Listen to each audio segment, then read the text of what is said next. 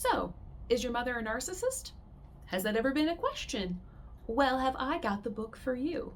Hey there, I'm Dr. Jordan Soper. I'm a board-certified behavioral and cognitive psychologist and an ASEC certified sex therapist. Today on Psych Reads, we are going through The Adult Daughters of Narcissistic Mothers by Dr. Stephanie Kriesberg. What we are going to be talking about in this book is a theme looking at the effect of narcissism during upbringing into long-term patterns into adulthood, and looking at how some of those patterns that we experienced growing up continue through our lifespan, particularly with important primary caregivers such as mothers. So we are actually going to be going through chapter 3 today, at least the first chunk of chapter 3, which talks about the difference between grandiose narcissistic mothers and more vulnerable narcissistic mothers. Let's take a reading, shall we? Narcissism is not a one-size-fits-all phenomenon.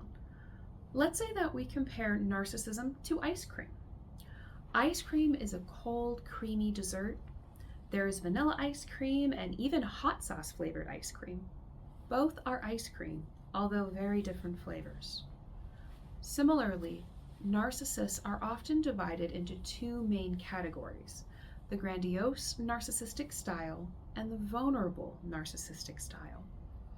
In this chapter, we're going to explore these two styles and their impact.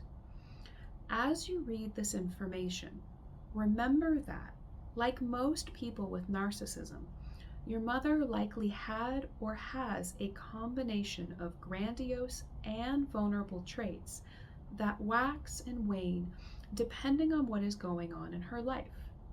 You might see your mother reflected in mostly one category or in a combination of both.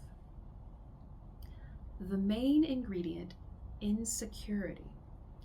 Whether the ice cream flavor is vanilla or hot sauce, the main ingredient is cream. The vanilla and hot sauce gives the ice cream its particular taste and tang. We can think of the grandiose and the vulnerable styles as the different flavors of narcissism. The main ingredient they share, the cream, is insecurity. The narcissists sense that, at their very core, they're not good enough. We've all had bad days. We snap, perhaps at the people we love the most, perhaps at some innocent bystander, such as the barista brewing our coffee or a dawdling driver. Most of the time, we can step back in these situations and react in a reasonable way, maybe after we've had something to eat, call a friend, or get a good night's sleep. Even if we're still upset, we can see that the other person wasn't entirely at fault, or that it was a challenging situation, such as a crowded coffee shop or a wet road. We can see we overreacted. That's called having self-awareness. And that's what is lacking in people with narcissism.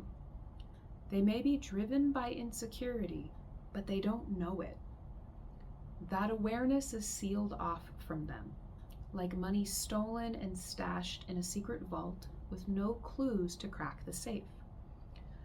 That's one of the things that makes it so hard to be the daughter of a narcissist. Your mother's behavior was repeatedly driven by her hidden store of insecurity and self-doubt. However, in her interactions with you, it looked like you were the problem, the disappointment, the troublemaker, or sometimes the one she needed to take care of her. Next, let's take a look at how this pattern may have shown up in one of the two primary styles or flavors of narcissistic behavior. The grandiose narcissistic mother. Going back to the ice cream analogy, is your mother like a scoop of hot sauce ice cream? Did she pack a punch with her big personality? If your mother leaned toward the grandiose style, the behaviors and traits in the following list may be familiar to you.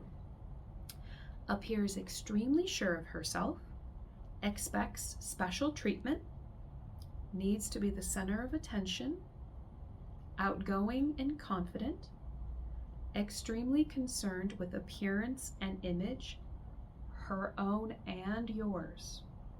Relationships are superficial, may be very successful, wants to associate only with successful people, brags and name drops, gets angry when a spouse or child does not meet expectations, can be charming and make people feel special in certain situations, cannot tolerate criticism, is not bothered by criticism because she doesn't believe any criticism is deserved, cannot tolerate letdowns or limits, and lies to get needs met or cover up failure.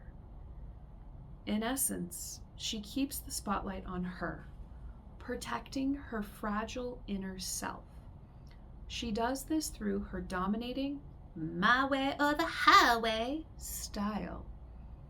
She might charm you into doing things her way, but if you want to assert your ideas, you'll see the angry, rejecting side of the grandiose mother. So, number one, if you are having reactions to anything we just read in this book, take a second. We're going to do a big breath in. We're going to hold it.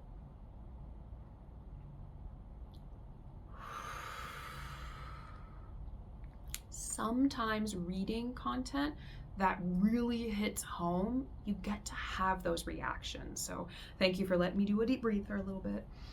What stood out to you? One of the things I really like about this book is it talks about the complexities of patterns of behavior. I wish it was as easy as A, then B. Like, this is the single reason why someone is the way that they are. This book does a really good job of looking at the complexities of a person and really highlighting that there is a difference between understanding someone's narcissistic patterns of behavior and excusing them. Those are two really, really separate entities. So whilst we can look at the flavors of ice cream, the factors associated, fragile inner self, insecurity, their own difficulties, absence of insight, that is really helpful for us to understand the entity. That does not excuse the person's patterns of behavior. And that's a little bit more of what is in this book.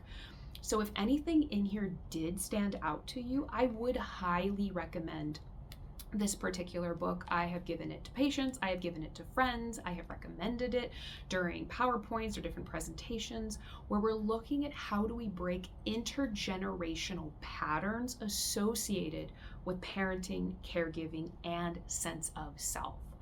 So, did anything stand out to you today after reading this book? Do you have any questions? Feel free to put those down in the comments down below. And if you liked today's reading, make sure to like, comment, and subscribe for more Psych Reads every Wednesday. I'll see you next week.